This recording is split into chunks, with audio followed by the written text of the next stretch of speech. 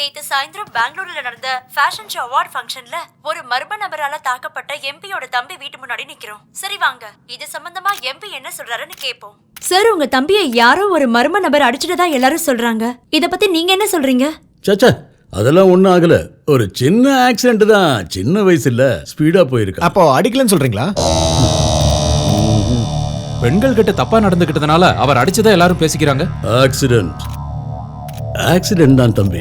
எங்களுக்கு தெரியாம சிட்டில ஆக்சிடென்ட் எப்போ எங்க நடந்தது சார்? தம்பி, இன்னைக்கு திரும்பவும் இங்க ஒரு ஆக்சிடென்ட் நடக்கணுமா? சார் நான் பேசிக்கிறேன், நீங்க கிளம்புங்க. மேட்ரு இதுல இருக்கு, அதை எழுதிக்கிங்க.